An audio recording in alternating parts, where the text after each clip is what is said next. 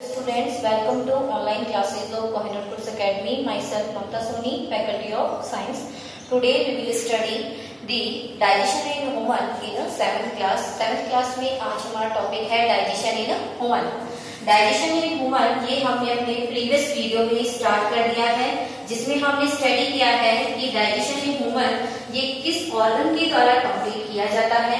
Digestion system humans में different organs के द्वारा कंप्लीट किया जाता है, जिसमें फर्स्ट ऑर्गन हमने स्टडी कर लिया है माउथ कैविटी। माउथ कैविटी में हमने स्टडी किया था कि फूड डाइजेशन जो होता है वो 2 ऑर्गन्स के द्वारा कंप्लीट किया जाता है, जिसमें इंक्लूड होते हैं हमारे teeth and tongue. Teeth and tongue ये हमने स्टडी कर लिया है। आज हम नेक्स्ट ऑर्गन स्टडी करेंगे।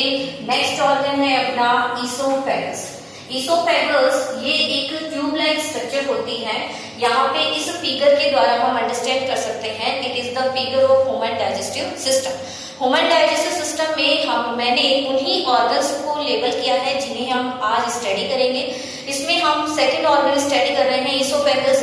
फिगर से हमें अंडरस्टैंड होगा कि ईसोफेगस जो होती है वो क्या होती है, एक ट्यूब लाइक स्ट्रक्चर होती है। ये ट्यूब लाइक स्ट्रक्चर जो होती है वो क्या वर्क करती है, हमारी माउथ कैविटी और हमारे स्टमक दोनों को कनेक्ट करने का वर्क करती है। ईसोफेगस में किसी भी तरह का कोई फूड डाइजेशन नहीं होता, यानी कि ईसोफेगस में किसी भी डाइजेस्टिव जूस का सेक्रेशन नहीं किया जाता। ये केवल एक पाथ का काम करता है। माउथ कैविटी में जो भी फूड डाइजेस्ट किया जाता है टीथ और टंग के द्वारा, उस बोलस को या कह सकते हो उस डाइजेस्टेड फूड को ये ईसोफेगस जो है वो कौन से ऑर्गन में ट्रांसफर करती है, हमारे स्टमक में ट्रांसफर करती है। तो ईसोफेगस में हम क्या समझ सकते हैं, ईसोफेगस में हम स्टडी करते हैं कि it is the tube like structure. क्या होती है ये ट्यूब लाइक स्ट्रक्चर, जो कि क्या वर्क करती है, which connect the mouth cavity with stomach. ये माउथ कैविटी को किसके साथ में कनेक्ट करती है, स्टमक के साथ में कनेक्ट करती है। तो ये था अपना सेकंड ऑर्गन ईसोफेगस। ईसोफेगस में हम क्या स्टडी करते हैं, ईसोफेगस में हम स्टडी करते हैं it is the tube like structure, so it connect the mouth cavity with stomach, only mouth cavity with stomach. Any food digestion does not complete in the oesophagus. Oesophagus से next organ आपको इस figure में दिखाई दे रहा है, कौन सा organ है, स्टमक। यानी कि ईसोफेगस जो है वो किसमें ओपन होती है, स्टमक में ओपन होती है। स्टमक जो होता है ये हमारी एलिमेंट्री कैनाल का, एलिमेंट्री कैनाल का मीन्स क्या है, हमारी डाइजेस्टिव जो ट्रैक्ट होता है जिसमें डिफरेंट ऑर्गन्स इंक्लूड हैं, जिसमें हमारा एक ऑर्गन होता है स्टमक। ये स्टमक कंप्लीट एलिमेंट्री कैनाल का सबसे ब्रॉडेस्ट ऑर्गन होता है।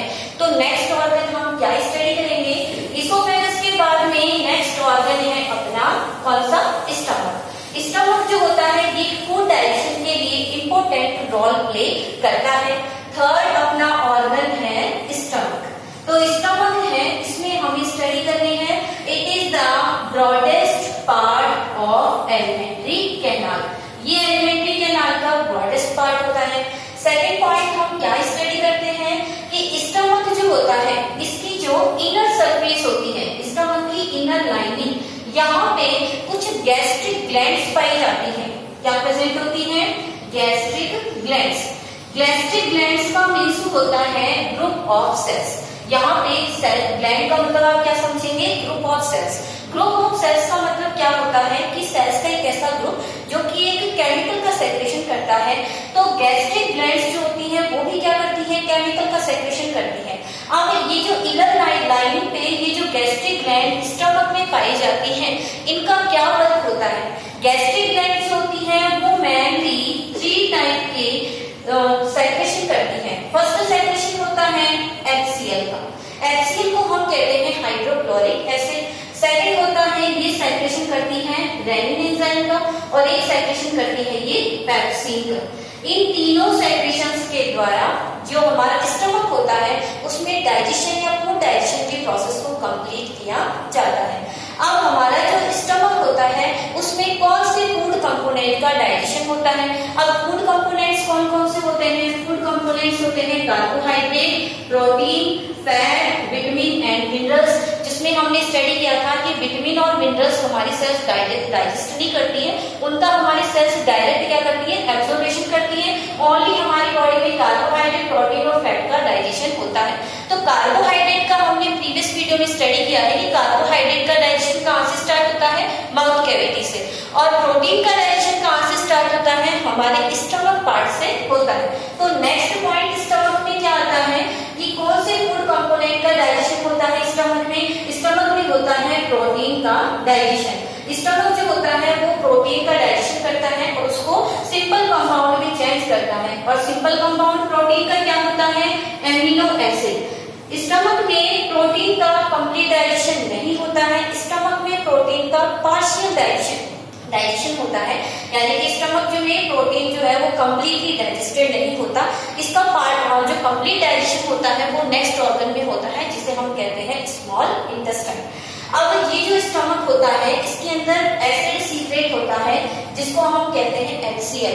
इस HCl की प्रेजेंस की वजह से हमारा जो स्टमक होता है उसमें जब फूड डाइजेस्ट होता है तो उसका मीडियम कैसा होता है, एसिडिक, यानी कि एसिड की प्रेजेंस की वजह से डाइजेस्टेड फूड जो होता है उसका मीडियम कैसा हो जाता है, एसिडिक, किसमें, स्टमक में। अब देखो स्टमक से नेक्स्ट ऑर्गन कौन सा आता है, स्मॉल इंटेस्टाइन।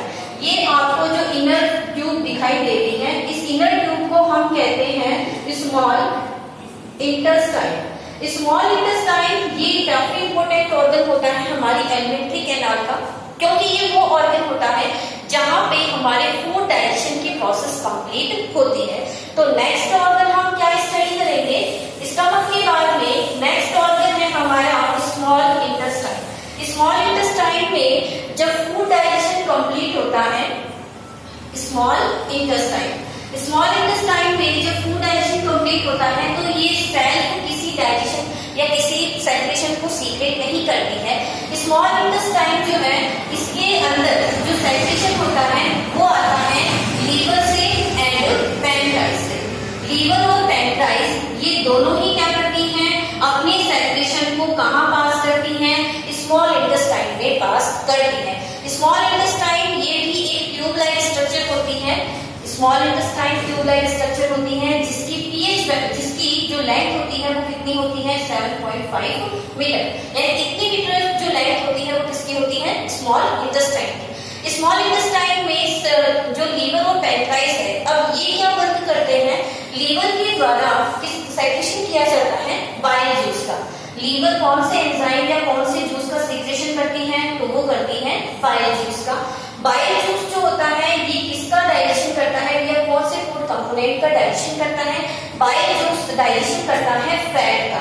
ये फैट के डाइजेशन में काफी हेल्प करता है और फैट को ये कन्वर्ट करता है इसमें फैटी एसिड, यानी कि उसके सिमिलर कंपाउंड्स में उसको कन्वर्ट करता है, और इसी के साथ में पार्शियल फॉर्म में क्या बनता है, इसमें ग्लिसरॉल।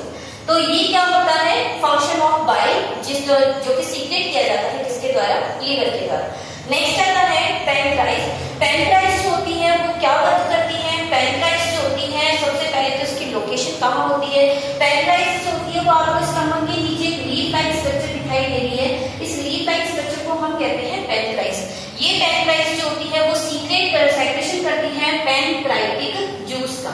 पैनक्राइटिक जूस जो होता है ये भी हमारे फूड डाइजेशन में काफी हेल्प करता है। पैनक्राइटिक जूस जो होता है वो फैट, प्रोटीन एंड कार्बोहाइड्रेट तीनों जो टाइप्स के जो फूड कंपोनेंट्स हैं उनके डाइजेशन में हेल्प करता है। पैनक्राइटिक जो जूस होता है उसका मीडियम होता है बेसिक। कैसा मीडियम होता है इसका, बेसिक। और बाइल जूस जो होता है उसका भी मीडियम कैसा होता है, बेसिक। अब हमारे स्मॉल इंटेस्टाइन में जब फूड आता है, जब फूड होता है डाइजेस्टेड फूड, उसका मीडियम कैसा होता है, बेसिक। और स्टमक से जो फूड इसके अंदर इंटर करता है उसका मीडियम कैसा होता है, एसिडिक। तो कहने का मीन्स क्या है कि यहाँ पे दोनों टाइप या दोनों नेचर के फूड एक दूसरे के साथ में रिएक्शन करते हैं, एसिड एंड बेसिक, और दोनों आपस में रिएक्शन करके जो डाइजेस्टेड फूड है उसका नेचर कैसा बना देते हैं, न्यूट्रल। किसके अंदर, स्मॉल इंटेस्टाइन में। स्मॉल इंटेस्टाइन में ये जो बाइल जूस होता है ये जो लीवर की तरह सीक्रेट किया जाता है। आपको लेफ्ट हैंड साइड में तरह ये जो स्ट्रक्चर दिखाई दे रही है इसको हम कहते हैं लीवर। इस लीवर में आपको अंदर की तरफ एक शेड लाइक स्ट्रक्चर दिखाई जिसको हम कहते हैं गॉल ब्लैडर। गॉल ब्लैडर का क्या फंक्शन होता है कि लीवर के द्वारा जो बाइल जूस सीक्रेट किया जाता है उस बाइल जूस को ये टेम्परेरी फॉर्म में स्टोर करता है, यानी कि बाइल गॉल ब्लैडर जो होता है वो बाइल जूस को तब तक स्टोर करता है जब तक कि वो बाइल जूस कंप्लीटली किसमें ट्रांसफर नहीं हो जाता, हमारे स्मॉल इंटेस्टाइन में ट्रांसफर नहीं हो जाता। स्मॉल इंटेस्टाइन में जब फूड डाइजेशन कंप्लीट हो जाता है तो बाइल जो है उसको कंप्लीटली किसमें ट्रांसफर कर दिया जाता है, स्मॉल इंटेस्टाइन में ट्रांसफर कर दिया जाता है। नेक्स्ट जो हमारी वीडियो होगी उसमें हम स्टडी करेंगे कि हमारा जो नेक्स्ट ऑर्गन है, हमारा जो स्मॉल इंटेस्टाइन है, इसके अंदर जो फूड डाइजेस्ट हो चुका है उसका एब्जॉर्प्शन कैसे होता है, और हमारा नेक्स्ट जो तो इसके आगे ऑर्गन होगा वो होगा large intestine. Thank you for watching my video. Download the PDF file of this video from the description link. Thank you.